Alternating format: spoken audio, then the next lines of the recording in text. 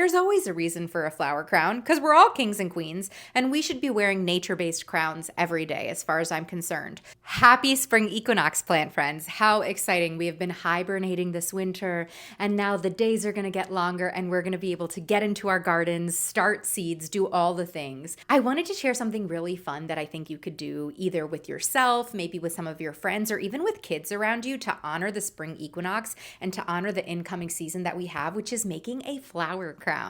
Flower crowns are great just to have some fun for a girls' night, for a wedding, for a bachelorette, for a baby shower, for a bridal shower. I filmed a tutorial that I wanted to show you that makes making flower crowns so easy. You can pick your favorite flowers at the flower shop, or you can go walk around and harvest whatever is blooming in the moment to connect to this changing of the seasons even more deeply. I hope this practice brings you so much joy, all in an effort to help you grow joy. Growing joy. So you're going to need floral wire, some form of a ribbon. I think this is called floral tape. That's what's going to fasten it. Good scissors that can cut, thicker floral stems. And then the fun part, wire cutters. And then the fun part is flowers. This is where you can really express yourself.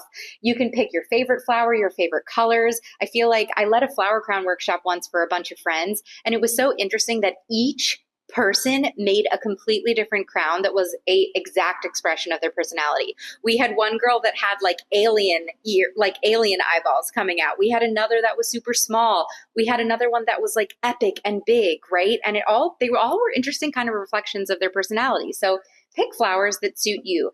I think if you're a beginner flower crown person, smaller flowers are better than bigger ones. But if you want to go for the epic big flower crown, live your truth and go for it. So here is how we begin our flower crown journey. The way I like to do it is with 3 pieces of floral wire. You can either make your crown closed or open. I like to make my crowns open because then you can get it really snug on your head. It's also an opportunity to add a colorful ribbon. You can use twine. You can use kind of more natural, like raffia, like that natural kind of baker's twine. If you're making the flower crown for someone else and you don't know how big their head is, this is the way to do it.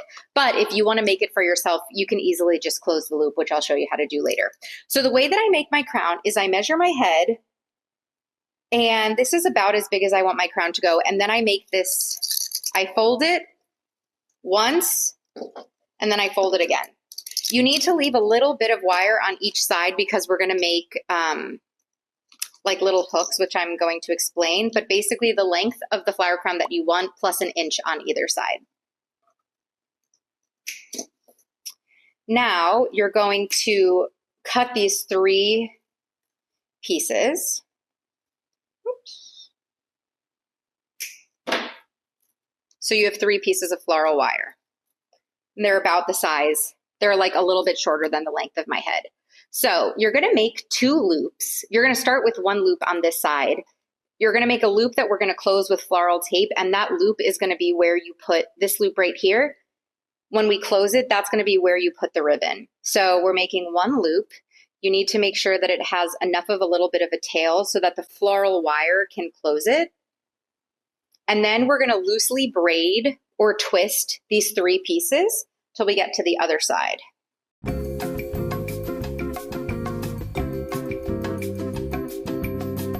When you're braiding, don't make the braid tight. You want to make it loose because in the holes of the braid is where you're going to put the flowers.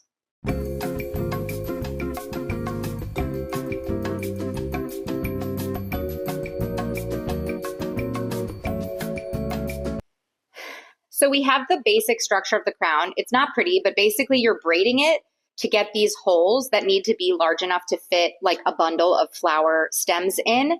And then basically we're going to poke the flowers through all the different braid holes until we have the entire crown. So now we go into design phase, right? So I kind of want to sketch out what I'm building before I do it.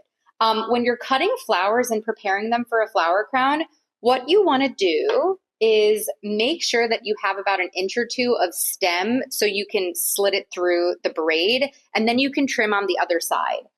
Okay, so I've prepped my flowers. I've got yellow. I've got this beautiful flower that ties the baby's breath and the yellow, and then my hero flower, my pink, which is going to match my shirt. I'm going to start with the loop. We're going to make the loop first. And basically, how this works is we secure the loop, and then we're going to use this floral tape and build the crown. We've made all of these different holes with the braid, and so we're basically going to fill a hole, wrap it, fill a hole, wrap it, fill a hole, wrap it, fill a hole, wrap it. It might help you to kind of lay your flowers out in a pattern that makes sense for your crown. So I'm probably going to go baby's breath, yellow, daisy, pink. Baby's breath, yellow, daisy, pink, baby's breath, yellow, daisy, pink. So it all is in a pattern. But that's just if you want a pattern, live your truth. If you just want to kind of go crazy and not worry about a pattern. So the floral tape is, I'm not a huge fan of floral tape, but I haven't figured out a way to do this that doesn't involve it. You have to kind of pull at it to have it get sticky enough to hold tight. But I've started the floral tape and I've basically finished, I made the loop and the floral tape has secured the loop.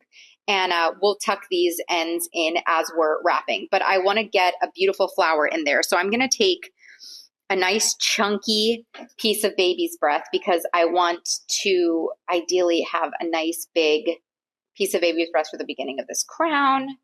I'm going to stick the baby's breath in, pull it through, and then wrap.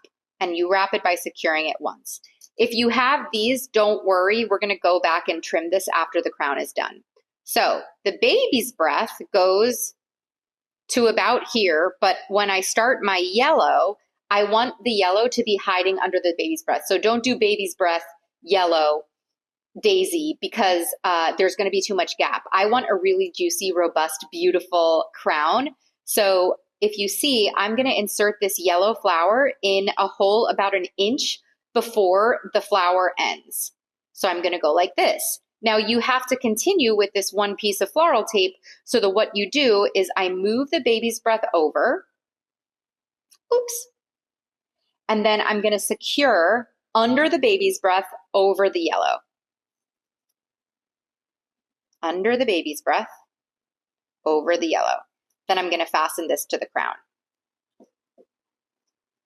The tape might get in your way, so you can also just cut it. See, and there's the beginning of your crown. Now, next up is a daisy. I'm going to do a couple of daisies, and I'm going to put them under the yellow. So I put them in another hole, pull them nice and close to the crown, and then I secure that with the tape. And you just kind of move right along. Now, I want a little bit more yellow in here, so I'm going to put one more piece of yellow. And this is as you're building the crown, you're going to notice where there's like kind of bald spots where you can kind of play a little bit more, and you'll just move through it and figure it out. Now, this is my first big rose. I want the rose to be pulled up right next to the daisy. So I'm pulling this. Oh, wait, no. So, so as I'm making the crown, I've realized that if I put the rose next to the daisy, there's going to be a nice bald spot. So I need some sort of filler plant that the rose can lay on. So I'm going to put baby's breath here, and then I'm going to put the rose right next to it. So I'm pulling the baby's breath through, attaching it.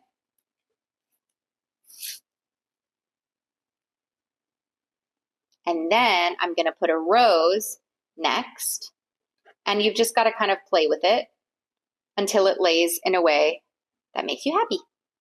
And then now that I've kind of figured out my core pattern, I'm going to just keep on going until I have kind of secured the whole crown. I'll see you at the end.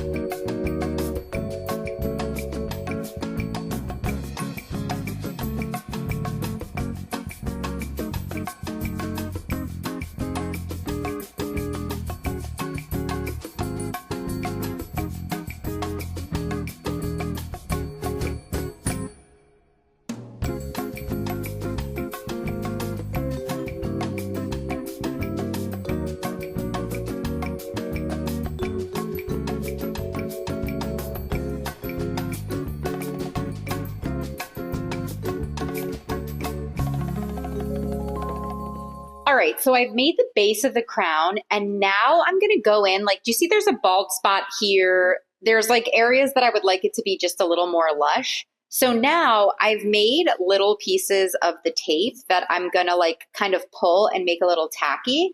And then if you have bald spots, all you have to do is take whatever filler you want and figure out where the best place for it to lay is. And then you just attach it with a sneaky tie. So here's one. And I'm just gonna like do a double knot and there we go, problem solved. With this type of floral tape, you gotta like pull it really tight until it breaks off, just like that. And boom, you're done. So that'll be pretty. Now I'm looking at it this way, so I'm watching it this way. So I think I want a couple of flowers to be also going in this direction. So I'm going to go in and do that on the other side. All right, so after some tweaks, I think it looks pretty dang good. I went through and either just like stuck stuff in that didn't need to be tied or stuck it in and then tied it. I wanted to also note that this is the way you can do it with smaller flowers, but you can also, if you want to make a bigger bundle, I could have taken a baby's breath, a yellow, and a rose, tied this together in the beginning, and then poked them in to like build a more robust crown. So it's totally up to you. I might do another one that way tomorrow. So then I've cut pink ribbons and I've made the loops that are tied with the floral tape. I'm going to thread the loops with my ribbon, and this is how I'm going to fasten the crown to myself. I like to thread it and tie it like this, but I like a double loop on the ribbon because then it like ties into my hair and I think it's really pretty. And we're gonna go like this. We're gonna give it a tie. And oh my gosh, it's so pretty.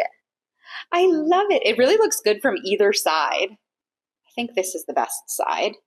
So then, because I have these ribbons, I can you can wear it multiple ways. You can wear it like this, or you can wear it up like that. I like to wear it up like this, and then, oh, I can turn around and show you.